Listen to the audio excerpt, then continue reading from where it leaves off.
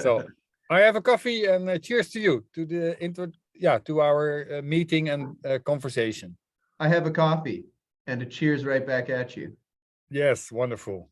Well, what an interesting surprise we had with your book. So if I can say a couple of words about the conversations we've had till now, I think that might set up a totally unique premise for our conversation. So, we've been going on this journey of speaking to the authors that we read all the time. Unlike a typical podcast, say, where the idea is let's just get some guests on and find out what they have to say and cycle through them. We had to read a lot of these books ourselves anyway in the course of our work and our research.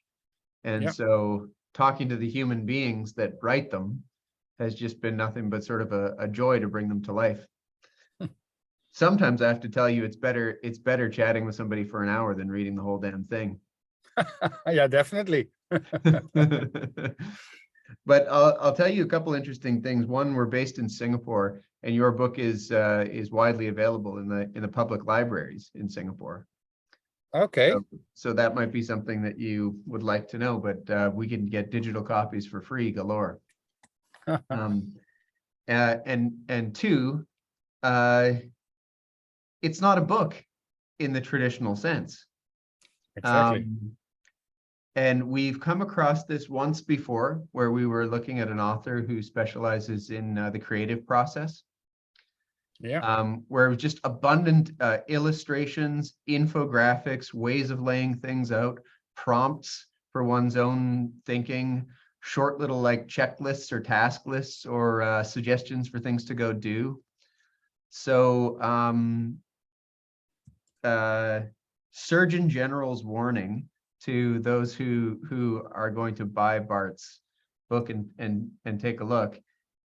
On the one hand, you could just rip through it very, very quickly. On the other hand, you can't get through it very quickly at all, because you're probably going to have to take a stop and a few hours on a detour to, work out where you are in his grid of 9 or on some of the writing prompts and so on. So what a cool artifact you've written, Bart. Can I You bring make my day? What's that? You make my day. Yeah. Yes, Yeah, I've been learning. Is it fair enough for me to say it's not a book? Yes, definitely. Else? For me. I'm 49 years old. I come from the Netherlands, and I've been an entrepreneur for 22 years. 10 years ago, I had a kind of setback. I changed my life, and I rebuilt it happily, healthy, and lovely with my wife and daughter, a dog and a cat. But during the transformation process, I figured out for myself that I needed to change my own life, and instead of it was getting complicated. I was too much involved in activities. I was too much in it for the wrong reasons.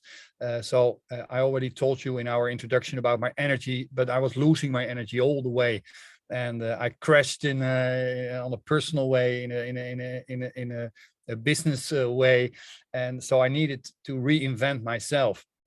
And I came up with the word inspiration, and inspiration is like love. It takes two to tango. And instead of that all, and we are speaking about it, it makes no sense if you and I are not connected. So it's so super important that you are connected, first of all, with yourself, and then that you somehow unfold it to each other, and maybe also a higher level of consciousness. So I came up with inspiration, but I made it a verb, like Pablo Picasso is saying, inspiration exists, but it has to find you working. And I have also a story about the name, but that's not what you were talking about. So I will wrap it up to this part. So in the beginning, because I was so from my inner perspective, on the one hand struggling, surviving, on the other hand trying to find to make it to bring it all together. So I wrote all the starter books and even a couple of hundred more, and I was addicted to management books and then I decided to bring them all to the recycling store. So I throw them all away.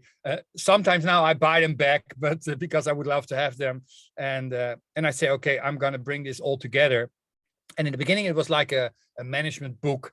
It was something like, it was not my text. It was just an overview, a summary of everything that was available. I put it in an Ordner. It was a big one, a couple of 100 pages.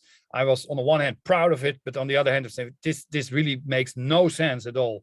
So I cut all the crap. And I said to myself, okay, how to bring it really back in an easy way of understanding that it's only about what you are actually going to do with it. And so that's the missing point in a lot of theories and management overviews. That is a very well work of thinking and complex materials, but there's always the missing part, and that is that you need to actually act upon it or take it into development. Otherwise, it makes no sense. So that was my my basic foundation of the work. And what I see also for myself is I'm balancing between a rational left brainer or right brainer in the middle, and sometimes I'm able to step to the right or step to the left. And I think visual orientation is very important. It will prime your mind. So I brought it back. First, it was a couple of 100 pages, then 200 pages. Now it's 100 pages and 50% is visual. So you don't need a lot of time to read it. It's actually more a pocket Bible, an action guide. And that was responding to your command. It's more a pocket guide or pocket Bible. It's a source of inspiration. And it was in my way, I was inspired by Paul Arden. It was an author who wrote a book. It's not how good you are, but how good you want to be. Yeah, it was more like that was my source of inspiration. It was just a playbook with all kinds of insights. Now I'm not that creative, but I made it more like a system, an overview of how you are able to put everything on place and make it actionable. Well, I don't want it to be some long string of praise and compliments, Bart. I promise I'll cross-check you on something, but here's one more compliment for you as we go. Many books in this category are overwritten, many of them. And the very first thing that I noticed is I looked at the table of contents. It is perfect 3x3 structure. I mean, Aristotle would be proud. This is 3 sections, each of which have 3 categories, and they're not a random 3. There's been some work paring this thing down. Is that just because that's the way your mind works, or is it because you put in the hard work on whittling the thing down to structure? It was funny. A couple of days ago, I did for the first time in my life, or maybe the second time, but it was a long time ago. I did an assessment. I'm applying to become a program manager for an investment fund for a short period of time, just to challenge myself next to my own programs. And I really would love to explore that. So they invited me for an assessment. And so I went through it. And first I had a small pause because of there was a phone call or something else going on. And then I continued. In the beginning, I was a little bit lost because stupid questions. But was one funny conclusion afterwards was that I'm a system thinker. So I'm not so super intelligent. That's always my funny joke to students and to other people. I'm just a regular kind of guy because you are located in Singapore. I'm here in the Netherlands. I'm just a crazy Dutch guy. And if you met me 10 or 15 or 20 years ago, I would like to say to you, oh, yes, I'm very clever and I know it all. But I know for sure that I don't know it all. And I'm not stupid, but I'm not the most intelligent guy. But I'm very good in systemizing. So I was analyzing all the books, and the most important resource I'm most of the time referring to is the Startup Owner's Manual from Steve Blank. It's all about customer development. It's a kind of Bible, but it's 680 pages or something, and it's 71 worksheets, and it's completely losing the attention to the essence. But the one-liner about to start, build, and grow your business, that's a logical sequence. So I'm aligned with the work. So it's aligned with the customer development process from Steve Blank, professor, MIT and Berkeley. But in a short and simple way. And that's what, yeah, in the Netherlands we have an author for books for children. She died already 20 30 years ago. Her name is Annie M.G. Schmid, and she's published author and very famous, well known, about a little girl and a little boy. The boy is Jip and the girl is Janneke, and Jip and Janneke are playing in the garden. And if the story is getting complicated, there's always a small dog around. So they say there's a kind of one-liner like, yeah, it has to be Jip and Janneke language. And that was what I was trying to do. The famous professor Steve Blank is my Annie M.G. Schmid persona. So try to bring it back, that it's doable, and that you can just grab it, instead of that you need to be higher level educated, or yeah, you need the first couple of thousand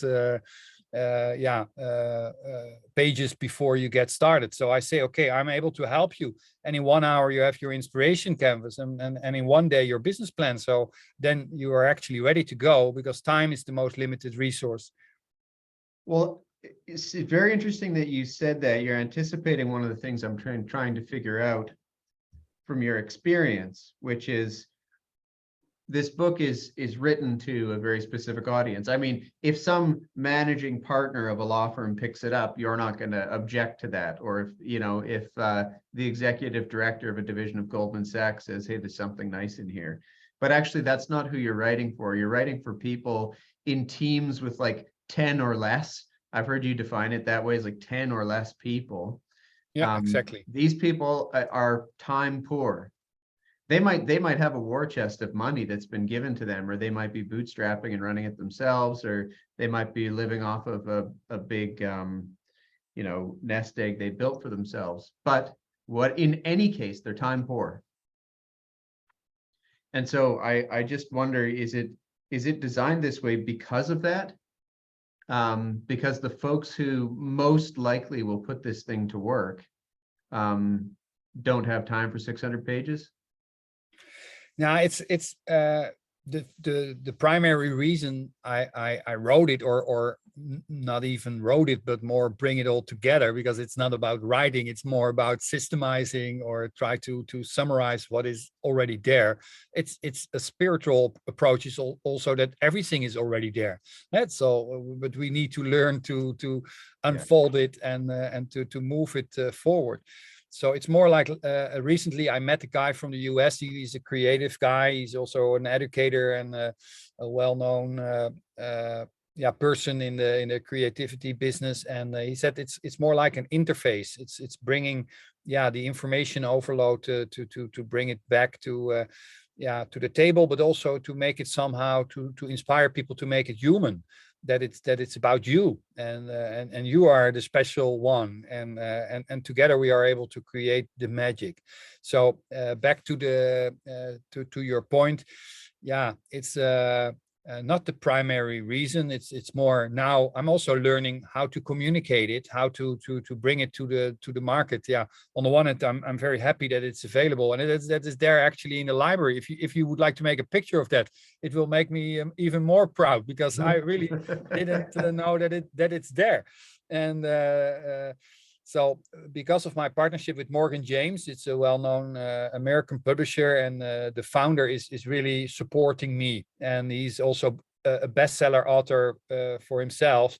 And he's inviting me for all kinds of activities. And so he's making it available, the distribution worldwide. But I'm still learning how to communicate it and present it. And the audience was not. I've been working for all kinds of audiences, and sometimes the audience was not resonating with me, or they were saying, but we follow this or we follow that, and I would say, okay, you are saying that you're following some kind of theory, but I don't see it happen. So please make it happen. So it's important that is actually happening. So I'm only able to support people and help people if they are moving. And of course, I'm able to tell a story, or I'm able to run or facilitate a training session. But the best way to help them is that they are actually doing it, and then reflect. And then it's more facilitation. Then it's like, okay, look at me, I know how it's all about. No, it's more, okay, what are you learning? What is it what you actually see? And last week, to give you an example, it's really, I shared it with my wife this morning with the coffee, is that last week I had on Monday and on Tuesday, I had the same training session in the evening. And on Monday, it was a very well-known experienced trainer. And on Tuesday, it was a new one. And the very experienced one, he wrote a book, and he's really, it was incredible, and it was super valuable. And I was really listening to him and say, oh, wow, I'm still able to learn also from these kind of people. But it was also a little bit too much. It was the end time was 10 p.m. in the evening, but it was a little bit too late, and people were in a rush at the end, and people were a little bit flabbergasted and overwhelmed. And the day after, it was, from my perspective, it was less information. It was not clear what the role was from the trainer. And sometimes I was thinking, okay, there's too much silence and there is no progress. But at the end of the training, the people were satisfied. And after a couple of days, and I do those sessions always on Monday and Tuesday at the moment, this quarter, I have 2 assignments. So each week I'm meeting up with the participants. And yesterday they told me, yeah, it was really interesting. And I've learned a lot, and I practiced it immediately the day after. But to complete different kinds of approaches. And I think the last one was so unique that there was enough space to just do it by yourself. That if you are a participant, that you are actually learning by doing. And then there was enough time to reflect and sit down. Hey, Kevin, what do you think? And then I was able to learn from you, and I was able to get more connection with you, and that was making our relationship stronger. So the effect and the outcome was awesome for the second session instead of the first session. And that I shared it with both of the trainers to learn together. But that's still an incredible insight. And sometimes it's so overhyped, the theories and the knowledge, and so I try to lower it down, not to make it too simple. It's like Einstein said, we would like to make it simple, but it will not mean that it is simple. And that's the same thing what I try to do in the book and with the book. And sometimes you make a comparison with Lego. Are you familiar with Lego? Everybody's familiar with Lego. Okay. Yeah, then you have the Duplo. It's just the building blocks, and you play with it, and you have the traditional regular Lego, and you can build amazing things. But there are girls who would like to play with the different Lego as the men would like, of the boys would like to play. So there is a flavor for everyone. But last of all, if you would like to that it's moving, or there's something happening, or you even would like to have the spaceship flying, then you need to have the technical Lego. So and that's what I try to approach, that you can jump in from every level, and that you jump in and that you can immediately sketch out what you are working on, that you get an immediate alignment with the people you are talking to. And with that in mind, it makes you able to communicate that you are on the same page. And because you are on the same page, it makes it able that you are able to move forward and change. And if you don't have that understanding, you cannot move forward. You cannot talk about innovation if you are not aligned and you have the understanding. So that's basically what I would like to offer. And I think small teams, that's easier. But recently I'm working closely with a company, and they said to me, Bart, the interesting thing is if you are really a scale-up organization, a scale-up like from the traditional startup industry, that you are speeding up from 0 to 10 to 100 or maybe thousands of employees, then the founder don't have the time to align the newbies in the team. So it's also a tool to have a kind of talking stick or alignment, to create that within the team, and also to acknowledge people and to connect and engage with people, that they are also important, and that it's not, okay, I'm Kevin and I'm very important and you need to execute my dream. No, it's like an invite. I'm Kevin. Yeah, I'm the chief, but I'm only able to grow if we grow together. So what is your opinion? Do you think it's I'm not trying to be clever with words, but our world, what Sage does for a living is we do academy building. So we come alongside organizations that want to teach and learn, and we help them to get that structured. It's actually very similar to a lot of the work you're describing. How do you pare things down, the almost infinite complexity of a workplace and the things people do, and boil them down to a simple syllabus or curriculum. So words we have learned matter a lot. Do you think that when people are going through your book, or Bart, so that everybody's clear, they might just actually work with you, with your organization or some of your programs? Are they being taught? Are they being coached? Are they being led? Like what is the verb? What are they doing? I think it's a mix of it. And but it just reminds me, I had a training years ago, and it was about, are you a guider or an inspirator?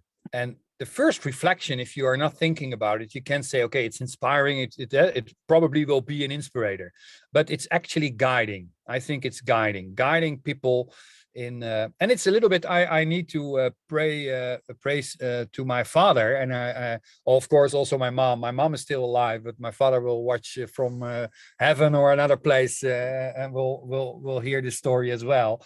Is he raised me that every decision is my decision.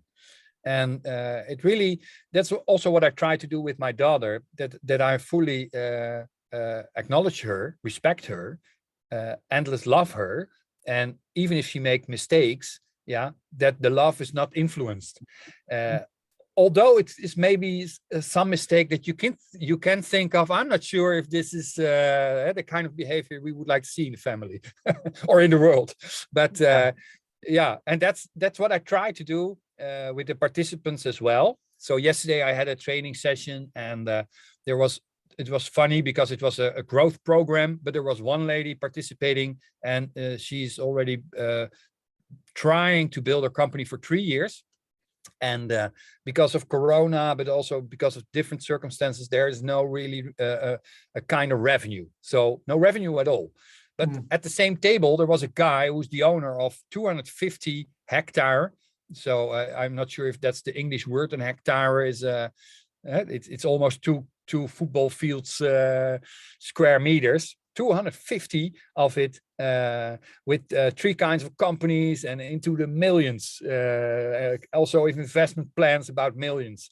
And so we respect each other all. So it doesn't matter if you are the maybe a rich guy or the more experienced guy, or even the more starting lady, that you give the people the right care and attention, because they have the right intentions and they would like to do what they would like to do, and for their own reason. And so I try to guide them, and I think the innovation process, I follow next to the customer development process, the double diamond, with the diverging and converging and so on, is it's the same process if you have lack of revenues or if you are running a multi-billion business.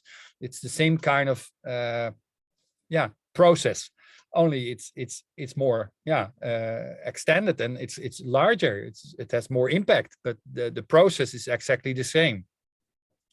There's no way that we can get into 9 topics, but I want to rattle them off anyway, because some folks will hear this and go, well, I am time poor and there's only so many things I have to do. So one, you've organized this already in such a way that people could not spend a ton of time and yet double down as much as they want where they see value, but also they can get their head around it pretty quickly. So first category of 3, idea, mission/vision, goals.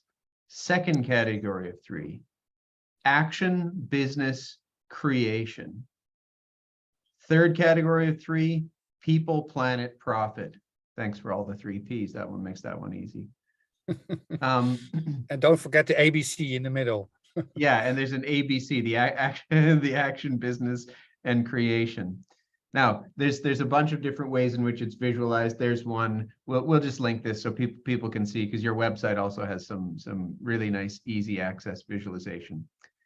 But can you just, for people who will need a mental entry into how you've organized these sort of 9 core ideas, what Yeah. was happening when you took the complexity of a book like Blank's book and said, this boils down to 3 by 3? Yeah, it's a little bit like I say it's an all-in solution for a business plan, your storyline in a presentation, and a summary of your strategy and action plan all at one place. That's the summary of it all, and it's the inspiration canvas. It will give you and will bring you and your team energy and guidance and will help you to move forward into the right direction. And you can easily sketch it all out together, and you can actually, it's like, are you at the same page with me? It's you put it as a one pager on the wall. You can use digital tooling as well. I've developed them all now, and all the money what is extra I'm investing to develop those tools as well. And so I have a training platform, I've built an application, and so if you met me a couple of years ago, I was maybe a little bit forcing you need to be prepared upfront, or you need to use the app. And now I really don't give a shit. It's just it's up to you. You can do whatever you want to do, and I would love to help you. And let's see if it all happens. And so it's a business plan. So 9 chapters, and you can add an extra chapter to it if you want, with a summary or something like that. And so you put it on the wall, and you have your framework, the matrix, and if you put it in a textual document, you have your business plan or summary, and if you put them in a Google slide or PowerPoint, you have a presentation. So that's it. You have a soft spot for small businesses, for entrepreneurs, for people who forge their own path. I've heard you speak about that elsewhere. Why do you have such a soft spot? I think self-spot is you need to be humble, and I think we are all servants, and so I try to and that's also my own transformation. I'm just a simple human being. I try to live my dream, but I always from a child I had the inner feeling, but I was not aware of it, that I need to contribute or have a deeper meaning. Also in conversations, if there is no deeper meaning, I was always lost. And I would like to share that story with people. On the one hand, take it seriously, take accountability, but on the other hand, come on, let's be humble, and be kind to each other, and don't how do you say, overestimate yourself, or other people, eh? And that's also a warning. So and I think I have to give you an example. I have a Russian startup in my program, and I'm learning a lot from this guy. And I had tears in my eyes a couple of months ago, and I'm now, maybe because of the war, I'm extra connected with this guy. And I think the world is one big planet, and it has to be a beautiful place for everyone. And of course, equality is difficult, but I think somehow we need to share the resources, that there is no rich and on the other hand, the poor, and that we are all enjoying it together, and that we are taking care of it. And I think that's also an important message just of my life, and not every day, but it's important to share it at the same time. Yeah. I want to go backwards. You said something that really caught my ear. You said everything is already there, and I know you meant that more than, hey, look, the things that I needed to write a book were there, and so forth. I sense you had sort of like a deeper connection to that. There was another author that we spoke with recently, and she insists that she be thought of as an educator. She doesn't like the word thought leader or trainer or coach or luminary. And she likes that word in particular because of its etymology, because educator means to literally to bring out. It doesn't mean to like add something new. It means to take something that's out. The DUC in educate is the same as the word like duct. you know, Yeah. to bring something out. And that really caught my ear then, because we focus on the world of learning and development. And development means to take the lid off of something. It's to develop, like to take off an envelope, develop. And they're the same word. Educate and develop are actually the same root word. And it's this, I heard that when you were saying, look, everything's there. And you preferred guide. The idea being like that it isn't Bart that gets to show up and tell them what to do with their little business in its, you know, scale up stage or startup stage. You have to draw it out of them. What do you make of that? What do you think about that? Am I just pontificating too much about word roots, or do you think there's really something in it? No, I see. I think it's spot on, and yeah, it's. I think if I phrase Schumpeter, I think he's the professor of innovation, and he's German. I think it's about neue Kombinationen. And neue Kombinationen then is creating the new combinations to try to to create new opportunities, and the resources are most of the time already there, but you are creating just new combinations with words, with combinations, or with resources. Try to shuffle or reshuffle or prioritize or reprioritize to bring it back to the table in a different way. And that's actually, I'm practicing what I preach, because the last 5 years, I'm still learning to get the right attention. I'm still learning to get more paying customers. I'm still learning to become more profitable. I have a dream, and I will execute the F dream. But it's still searching for me as well. And so I'm tweaking it. I'm improving it. And that's actually what I'm preaching for my participants, for the people who would like to bring it in practice. So that's what I mean with it's already there. Is instead of, I was always searching for more, but I transformed my behavior and just create more time in silence, in introspection, all that kind of stuff. And then it pops up. And then, oh, wow. Yeah. Tell me about your team. So one of the things one of the decisions that me and my team came to when we were reading your book is that one, like I said, it's not a book. Of course, it's a book, and people should just go buy the thing. But there's a lot more going on. You have a whole team. Can you just tell us about like the business, the practice, that team, what they do? Yeah.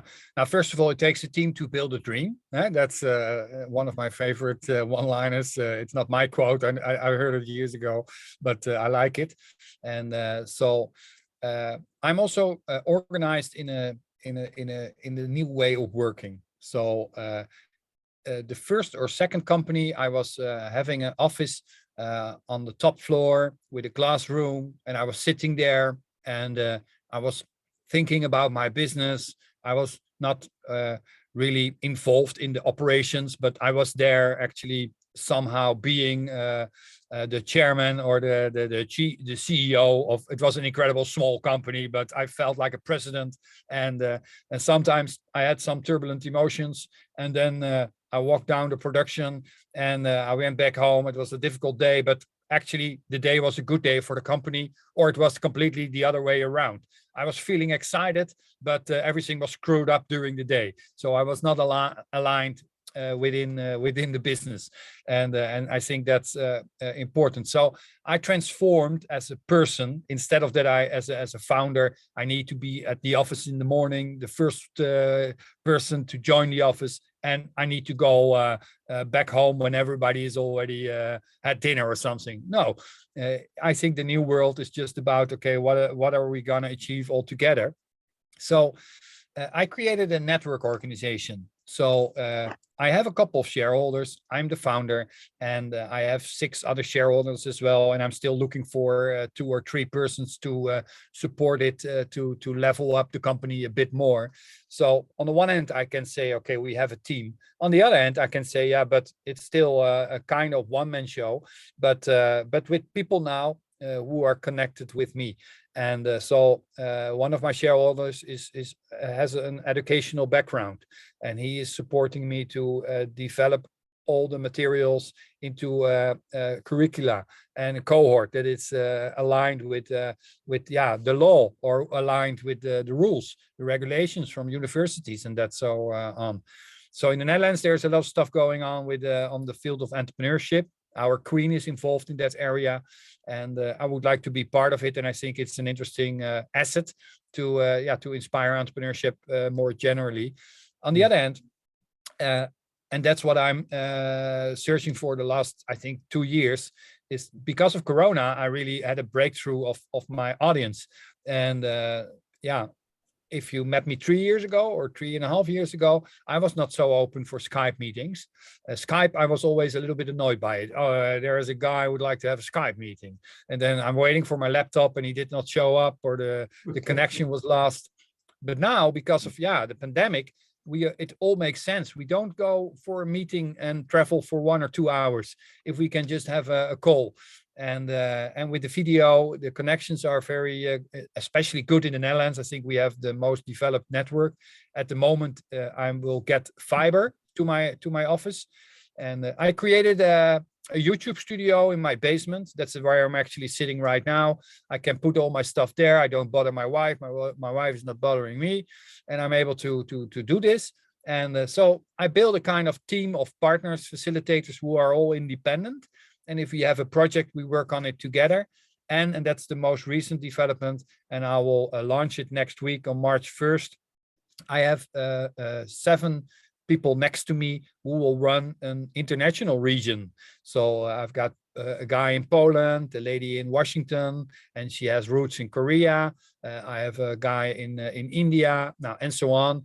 And they are all adapting, inspiring as part of their toolkit. And they have their own business, but they will support it. And together we run the international support program. And we are a kind of ESO. It's an entrepreneurial support organization. And we are supporting entrepreneurs all over the world and inviting people to join the programs. And the programs are blended. So we have monthly or weekly meetups, and we have one-on-one sessions, and we have additional training sessions. So that's a little bit about the team. And but it's not that we have employees on the payroll. Yeah. Very cool. Well, it could be that there's somebody in this neck of the woods, Southeast Asia, which of course is a collection of 10 or so separate economies, that may take a shine to what you're building, what you're doing, etc. And I don't know if you're already on top of this, but a number of the countries, and I would say Singapore is the first among them, have really made some substantial commitments to fostering startups one way or another, usually led by the universities. Yeah, definitely. I think a couple of years ago, I scouted them all. I tried to get some work. Before the pandemic, I had all kinds of assignments across Europe. And sometimes, traveling in Europe is easier by plane than by car if you live in Amsterdam. So for me, it was on the one hand, I felt pretty cool, and but on the other hand, it's also it was time intensive, and so I moved it back a little bit. But I would love to work for international accelerators, incubators, and support programs. And I'm just now opening up with my international partners. I let it go a little bit, see how how it will happen. Like this kind of conversation that sometimes it's surprising me. And I think entrepreneurial playground is my playground because of the digital tooling we all have. The world is our playground. So the audience is clear. I think that there are a lot of partners and institutes who are reaching out to that kind of audience. So they are welcome to join somehow as a customer, client, or a partner. What what has been your experience with venture capital in this broad world of entrepreneurs having these their core ideas, assembling their teams, setting to work, trying to serve and build? You have a very unique lens. You see these folks. You've been them. What's the role of VC in your experience? Yeah, it will be much more important in the near future. For now, it is most of the time. If I talk about I have at the moment 65 people in the group sessions and around 30 in the cohort in the pre-accelerator program, the support program, and but most of them are very early stage, sometimes pre-seed, sometimes pre-start. So venture capital companies, investors are looking for the next unicorn, and so it's one bridge too far. But there are a couple of investors and well-known VC people who are familiar of my work, who are familiar with me, and they have a really great vision on how the world is changing. So they are supporting me with personal networking, introduction, sometimes also with a small piece of funding, or with sometimes with a location, or hosting the location, or or just by supporting me by name. And but the idea is that Inspiring will be also a kind of tool where you can easily analyze the stage of development. So I have created an application, and you can easily get a ranking. So you can get points out of it. So you can easily invite other people, say, hey, Kevin, can you take a look at this startup? And then you can rank it. You can give it from 0 to 10 points for each category, for each chapter. And then you can filter out, okay, this company by average of these mentors or these investors or these people, they have an average score of let's say 8 points out of 10. So then you can say, oh, this makes sense. This could be interesting. So it will be a kind of organic mechanism, but yeah, that will be a number game, and that needs more time. So, and also I need a little bit more investment to develop those kind of tooling. I have it already there. It's actually working, but yeah, it's a whole side project, and that's very capital intensive, but also time intensive. And yeah, also time is my limited resource. So I need to prioritize my own activities as well. So yeah, the answer to the VC, I think the world is looking for change. I think the world is looking for changes to create a future and make the world a better place. So yeah, that's what we try to offer. And yeah, it's a ground up strategy. So there are a lot of programs and an organization who are more top down. And I say, okay, give it a shot. I go ground up. It's the best way, because that's the way, the organic way. Peter Thiel has made the critique that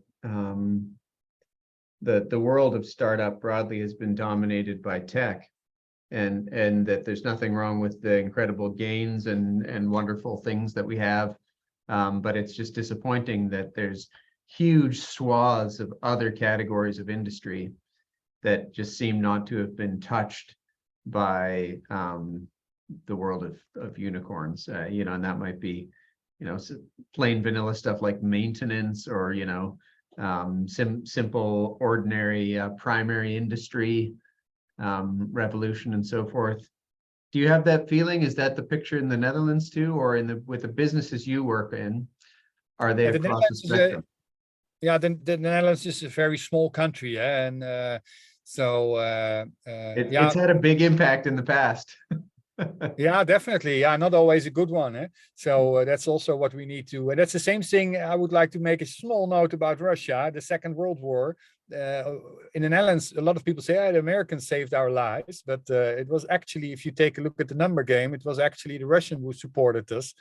Yeah. But back to the agenda, back to your point. Yeah, in the Netherlands, I think the startup industry is different than the US market or Asian market. So I see a lot of upcoming developments in India, and I think it's pretty cool what's happening there, but also in Africa.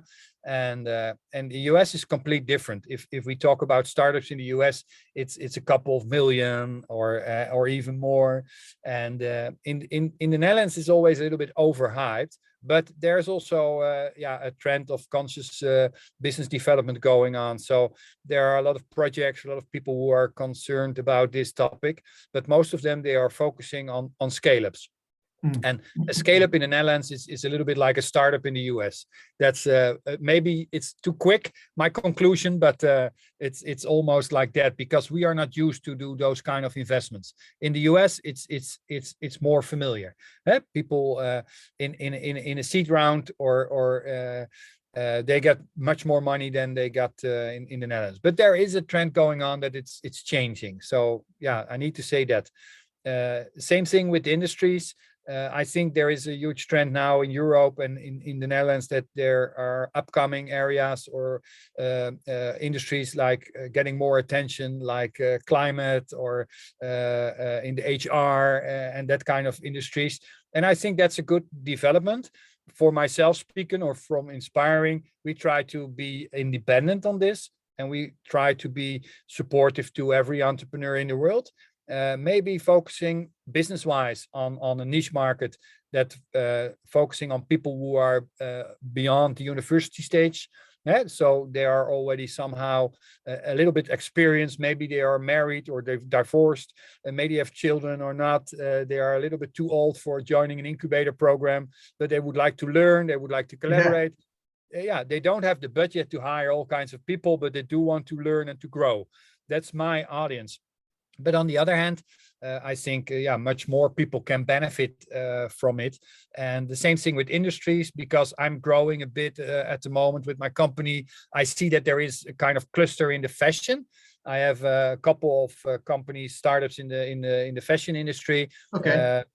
From Australia, India, Kenya, and the Netherlands, and they would like to make a change in that industry because that industry is a little bit, not saying screwed up, but a lot of clothes that you are actually wearing or considering to buy, are not produced in the right way. And I think it's really very, very cool and very great to see that people take accountability on that.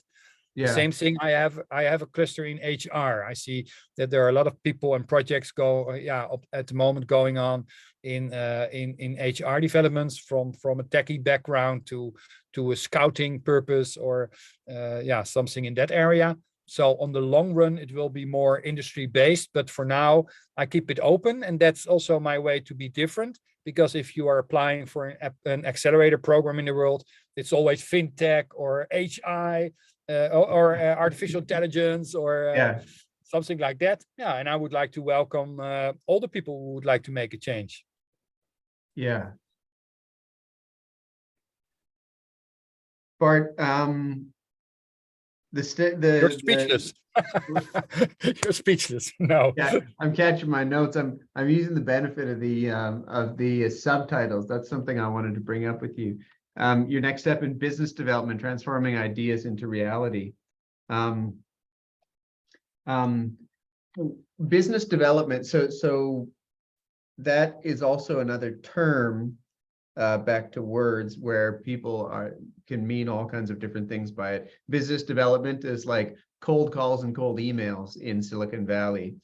Business development in the world of professional services is a much nicer word than sales, and what it means is sales. It's like how you bring money in the door for your law firm. And in other cases, they mean it's how you develop your business. It's like the early primer conversations with potential customers to figure out what you're going to do and sell in the first place. What does it mean in your subtitle?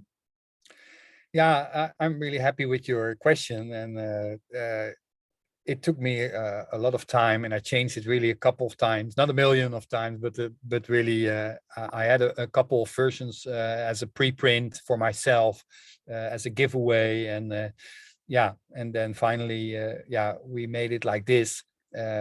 So business development is from my perspective is the more general way how you indeed develop your business. So there are a lot of people, they are focusing on the marketing, or they're focusing on finance or on sales, or they have storytelling as the most important aspect. And I think entrepreneurship, and that's the, on the one hand, the advantage, but on the other hand also the disadvantage or difficulty from the entrepreneurial way of living, is that you need to be responsible and accountable for everything what's going on within your business.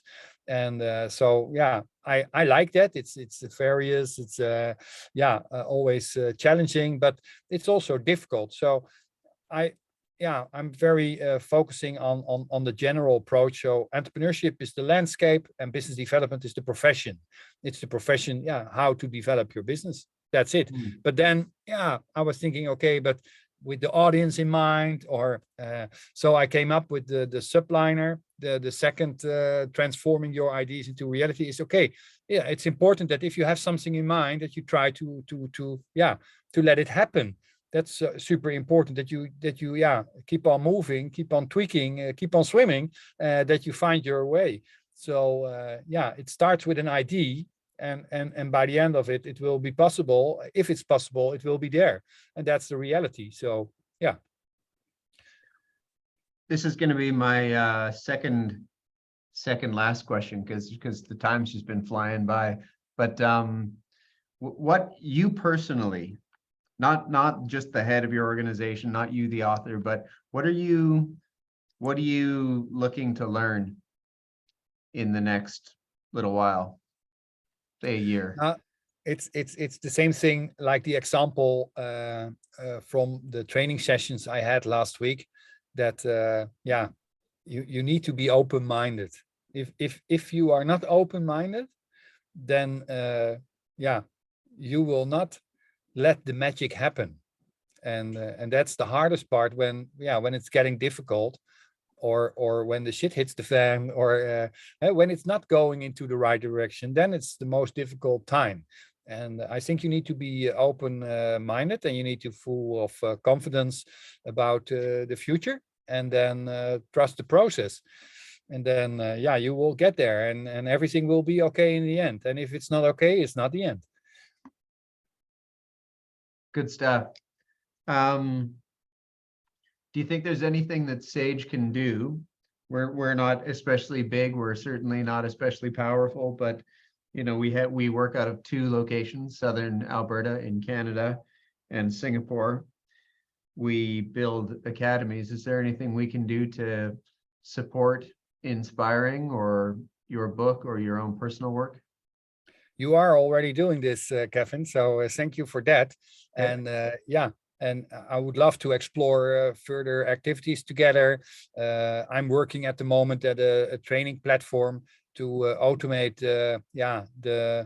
the practice for participants, and it's always interesting to get extra eyes on that. If you have thoughts about how to build and grow it, please share it with me. I'm always interested in arranging new partnerships with people who would like to be involved. So Singapore is an interesting hub.